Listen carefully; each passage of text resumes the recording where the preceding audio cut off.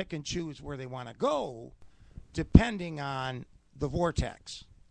But maybe they can. Maybe they've told you they can. Well, the only reason I say that is because on one of the programs this past week, they had a vortex that they showed, and they picked up on a new computer program. And it was showing how the vortex was there, and it was permanent. And this woman who worked there had a constant, know of what was going on there. Now, the picture that I showed last week that one of the investigators took had a picture of a vortex coming up behind me, but she took several pictures in a row, and it only showed up for a short amount of time and didn't show up in any of the other pictures. Right, because the pictures are the only ones that catch it, because I do believe these things are moving extremely fast. If you had a video camera on your back, you'd never catch it. I know that for a fact because we knew we were getting vortexes on the pictures that night. Right. So we set up IR video and full spec video in the same areas. We still caught them on cameras, digital cameras, but we couldn't get them on video. And I think it's because they move extremely fast. Orbs can move extremely fast too. We only see them when they're kind of in low gear when they're around us. Which brings up another question I want to talk about, a personal situation. Someone very close to me, ex-husband died, and I think I asked you this question earlier, and it died Sunday. Now, my readings are that if Spirit wants to make an impression to us, the living, if that's what we call ourselves, they usually do it within a week, and they may appear to maybe some of the children to say, I'm okay. Right.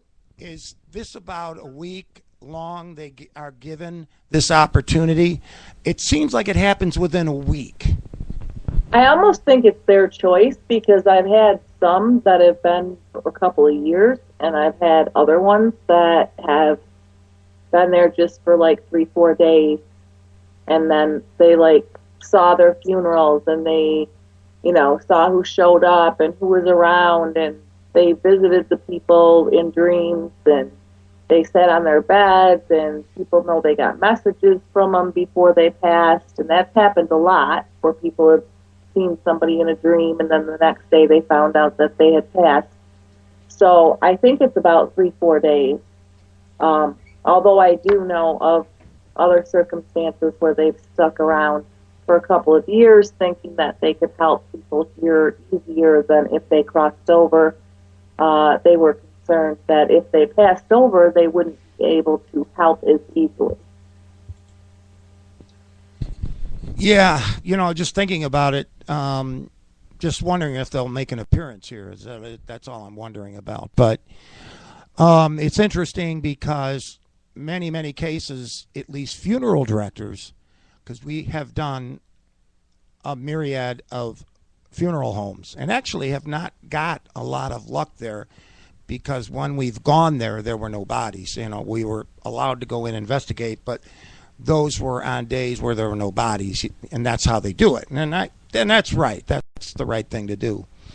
And we didn't get much, including I laid on the table where they kind of drain your blood, all that, and cut you open or whatever they do.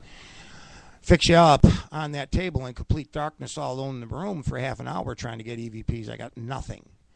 So I do think you're right. They do go to their wakes, and is there a purpose behind that? Do they go and see how many really came to see me? I think it's their last hurrah. They do want to see who has come to see them. They do want to say their goodbyes. They want to see them one last time. But yeah, I think it's their last hurrah. They definitely, because I know I've done readings where I've described things that were on the headstones that happened at the funeral, that happened at their services, who read for them, that kind of thing. And there's no way I would know that. And that was verified by the people who lost somebody. So I do know they stick around to listen to who says what about them and that kind of thing. At that point, I would assume most, not all, because we don't get EVPs from everybody who died. I mean, otherwise it would just be a litany of voices on our digital recorders and so forth. So most spirits then make the decision to go to the light, right? Yeah. Okay, when they go to the light, is that where judgment is? No. So at that point, you're already forgiven.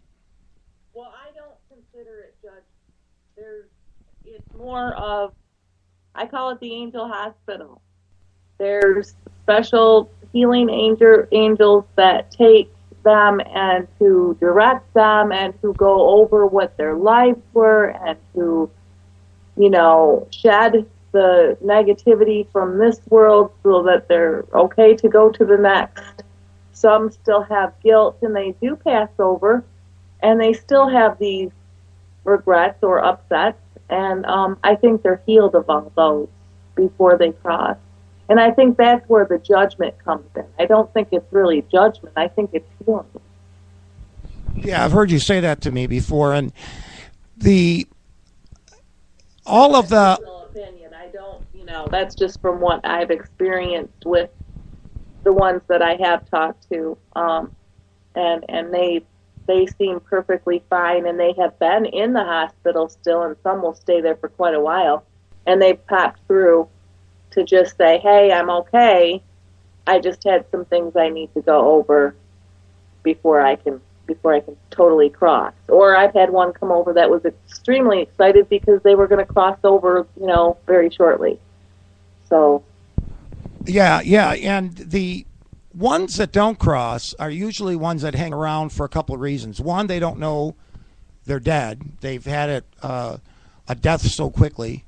And they've said, I don't know I'm dead. I said, do you know you're dead? No.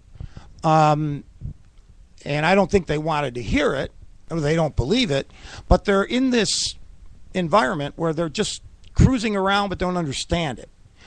Or two, they are afraid of going to the light because they do think judgment's there, especially a lot of bad people, especially to a place that we're going to soon, sending the team, and try to talk about the preparation for that in a little bit. But they hang because they don't want to go there. Now, it's interesting because why is it that in most cases a lot of our evidence that we get is around 100 years old? It's not, we get some that's 20 or 30 or whatever, but it's always within 100 years. It's not 300 years. I'm not getting stuff 500 years from Indians in the United States here, and I'm certainly not getting things 30,000 years ago like grunts or things of man well before he became man. Well, part of that is that the people that they want to talk to usually die by 100 years. So there would be more spirits here to talk to loved ones that are within that 100-year range because that is, they would have people here to talk to. Well, that's a good point. Another thing is I have had spirits come through that are older than that, but it's very, very rare. I have had an Indian come through, but the reason he came through was because he was disgruntled about what people were doing to his land. So, number one, he had not crossed over, and number two, it directly pertained to where he was still. But normally, I think it stays within the 100 years because their loved ones are still on Earth for that approximate 100 years. And then those people pass, and then they're with them in spirit. Right. Now, when it calls it within spirit, there's some shows on today that discuss these children who have come back and relatively within the last 20, 30, 40 years because we can relate to what killed them.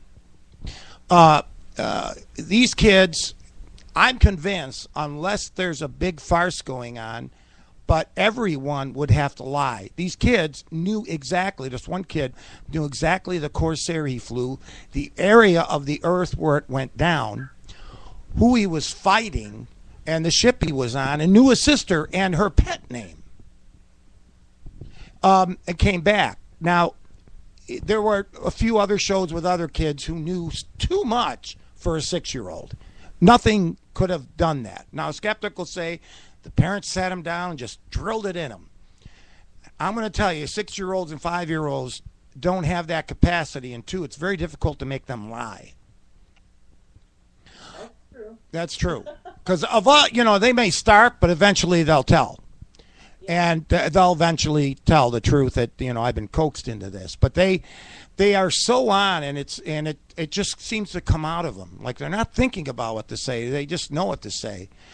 But some of them had died in the Twin Towers. Others had, they remember, this girl said she remembers jumping out from the flames, going down, hitting the ground, and seeing her brains all over and her head split wide open.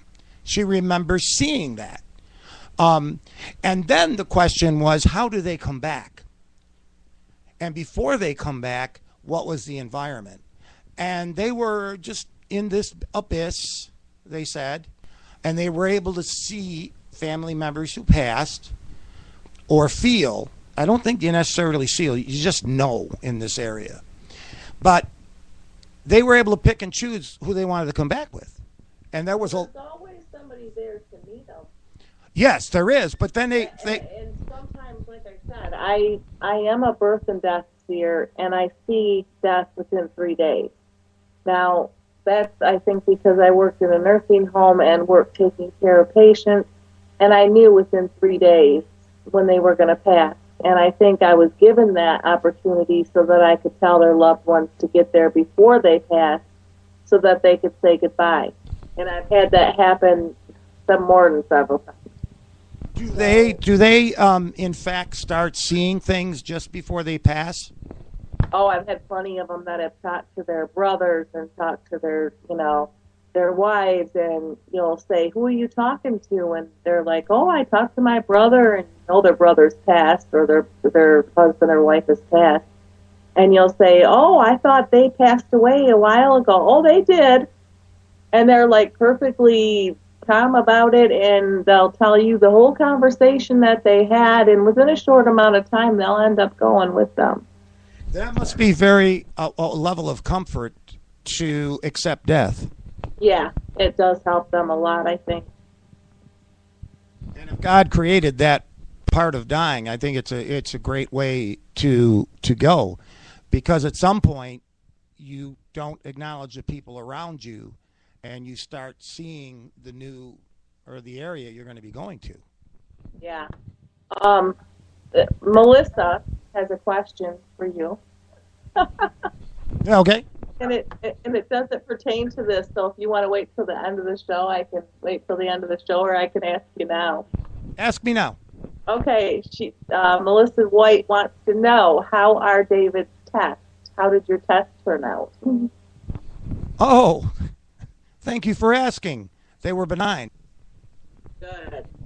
Yeah, they did a thyroid thing. Yeah, I've had a litany of tests since I've had ARDS since 2013. For people who don't know, I had an operation go bad on my wrist, and thank God they kept me in the hospital because they wanted to run some cultures. If they sent me home, I'd be dead, because no one would have been home while my lungs locked up. And I had 3 minutes or 2.5 minutes before I passed out, and then I would have been dead. It would have been real simple. But I was kept there. They were doing cultures, and I passed out on a CAT scan table because I told her my lungs locked. Since that happened, I developed full-blown ARDS, ARDS, acquired respiratory distress syndrome, which kills you. The odds are about 3 to 30% of making it. Most people die.